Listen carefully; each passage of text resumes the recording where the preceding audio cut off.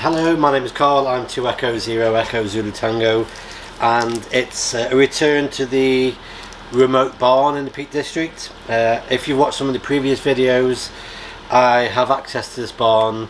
I tend to come about every couple of weeks or so. It's the place where I come and try out ideas and try out different antenna configurations and just test the gear out a little bit, especially during the autumn winter time. So at the moment the weather outside is absolutely awful. The rain is almost horizontal, and occasionally you hear the wind whistling through the barn. But while we're indoors, it's quite nice. We've got a heater on, so it is quite nice. So the plan is I'm going to be doing a couple of videos from today. One of them is testing out some coils, some loading coils. So I'm just putting 3 coils through the pace at the moment, just so that I can provide some sort of reflection on them.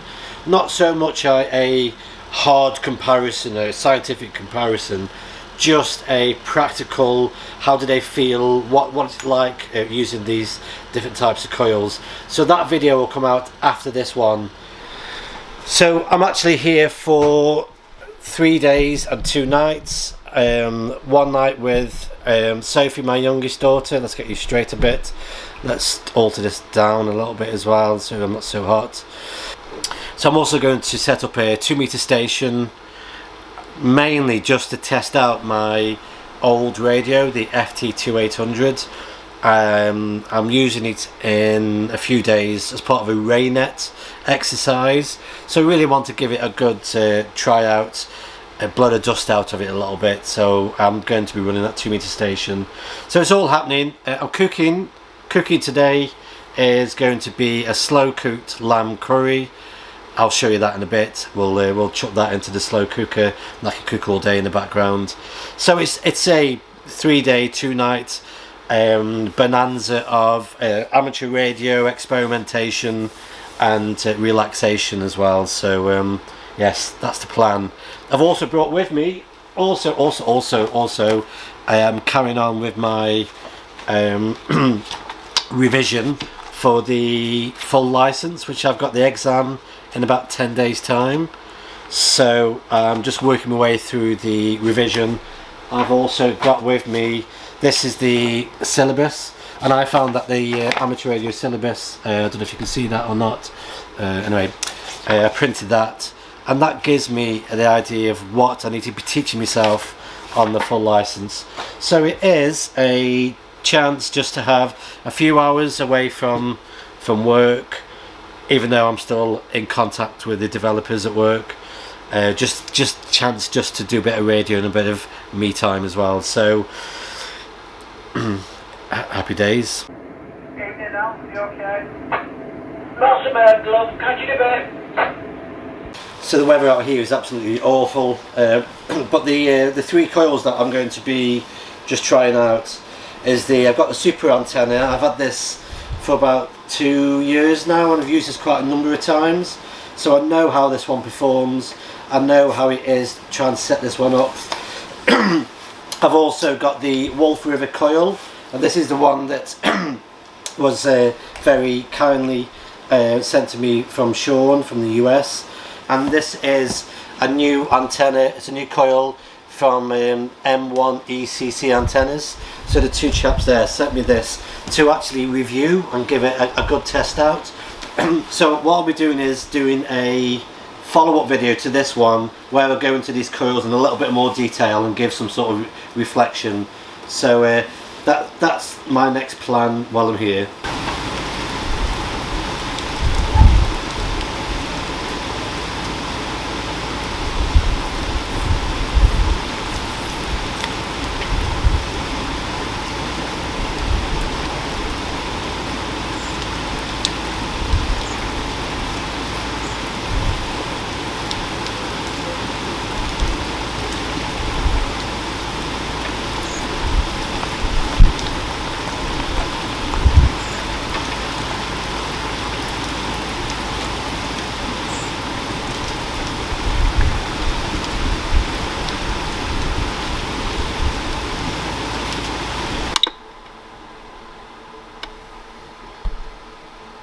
Look at this. What a muddy mess. That's the. I will tidy up in a few minutes. Again, that's the station over there.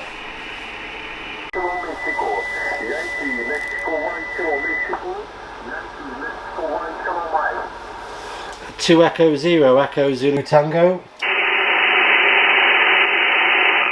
0 Kilo Papa Whiskey, Uncle Florida 3XO. I'm using 20.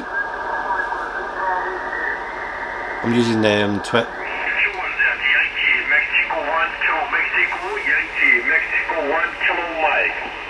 2 Echo 0 Echo Zulu Tango.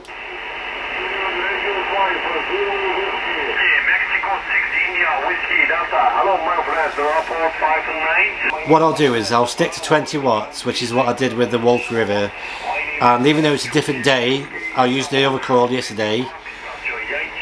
I'll be able to get sort of a feeling, if that's a scientific expression, of how they both perform. Just a quick note, something I noticed, oh yeah, I've just broken the wire. Something I noticed about this SWR analyzer, and I don't know whether it's unique to me using this or not, but when I tune in, especially these type of antennas, the SWR can read, I don't know, let's say 1.5, reads 1.5, but the impedance is 26. So when I put a signal into that, my radio reads quite a high SWR because I'm getting a lot of reflective power. So I guess it's just my learning curve to not always concentrate on the SWR number on these machines and actually learn more about the impedance, the electrical resistance in that antenna. You need to get a good match on that. And so whether it's just because it's a Chinese one that is not, the SWR isn't that accurate, but getting a good impedance reading, I found is the key bit.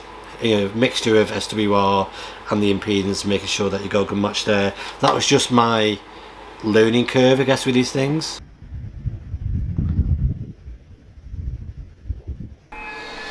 Right, I've got the trusty slow cooker. This is called a cannonball onion. It's huge, but I do like a lot of onion.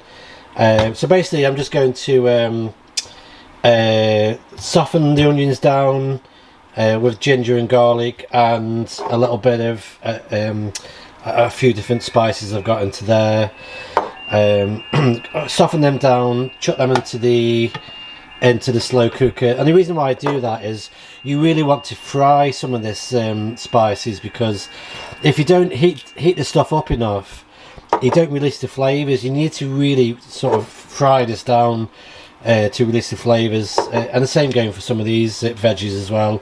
So fry them off, get them in there. Once I've got the onions into the slow cooker, then what I'll do is, with the remaining oil inside there, I'll brown off some chunks of lamb, put the lamb in there, then chuck the last bits of coriander, a little bit of this curry paste, and some tomato passata in there, and then let it slow cook for about 5 hours. All of that lamb will start to break up and melt into the curry, and it should all form nicely into a nice thick curry sauce. Right, got a bit of emergency on. The antenna's blown over on a little tripod. It's lying down sideways, but I'm still picking up loads of FT8, and I've just put out a couple of signals on FT8, and the SWR hasn't risen, even though it's lying down on its side. It's bizarre. I'm just going to put the coat on, run out. I'm going to try and find some pegs. I'm going to peg the tripod legs down, and hopefully that'll keep it vertical. The 3XO. 2 Echo 0 Echo Zulu Tango. November Radio 3 Quebec. Mexico 6 Lima India Yankee Franco Florida 3XO. M6, brilliant. Reykjavik, QSL.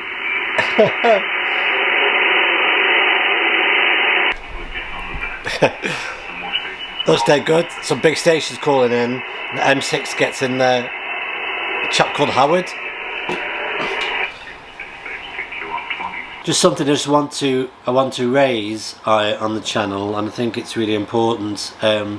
Over the past 6 months, we've seen a lot of people gaining their M7 license, a lot of people moving from the citizen band into ham radio, into amateur radio.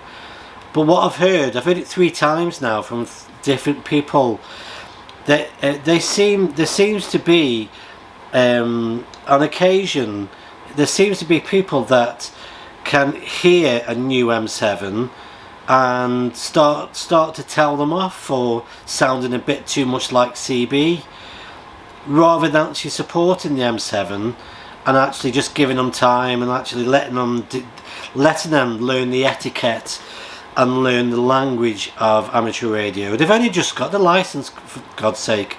They need to make a transition from the language and the etiquette of the citizen band, and they need to learn the etiquette of the ham radio, you know, in the ham radio world. So if the only etiquette that they're going to experience is to be chastised or to be picked up on not getting the language quite right, then they're just going to jump straight back into CB and just chuck the license away, and all that gains that have been made in amateur radio, we're going to lose some of that as well. So it's just a personal appeal to anybody that hears somebody who's new into amateur radio, and if they do say things that are from the CB world, give them chance. Just let it go a little bit. I know it's only a small proportion of people that do tell the M7s off. Just lay off, please. I don't know if you can actually see the antenna. It's just standing up there. I've got the 3 little pegs in, but the weather is a little bit mucky out there. It's got a little bit clearer now. It was completely full of rain half an hour ago, but you can see from the trees there is quite a strong wind blowing, and every now and again it gusts. But the antenna is still there. It's wobbling a little bit, but it just surprised me for a small little antenna. I'm picking up loads of stations. I've made a couple of contacts on FT8 so far. Nothing on voice yet with that, but I'll persevere. But for a tiny little thing like that, you can have a lot of fun. And that's exactly what I said to my wife. Congratulations, sounding wonderful, very good signal, and making a good trip over to Iceland. Running a Kenwood TS870, and the output right now is about average to over 300 watts, QSO. Right, have a listen to this. Let's move this out the way.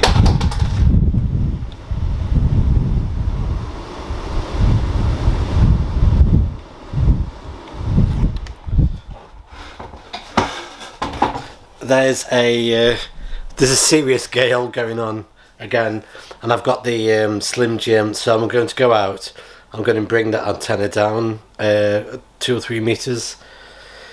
I'll lose some of the signal strength on the 2 meters, but at least I won't lose the antenna. So I'm going to put a coat on, hat, and shoes, and go out and fix this antenna.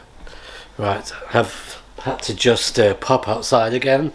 I heard like a breaking noise. I was wondering if it was the fiberglass pole, because it really is being bent to the wind with the Slim Jim on. It's just really catching the wind. I brought it down earlier, but I may eventually have to bring it in. Well, I will do before I get my head down anyway. So speaking of which, I'm going to shut down the camera in a few minutes. Just going to chill out. I've got a little bit of wine left.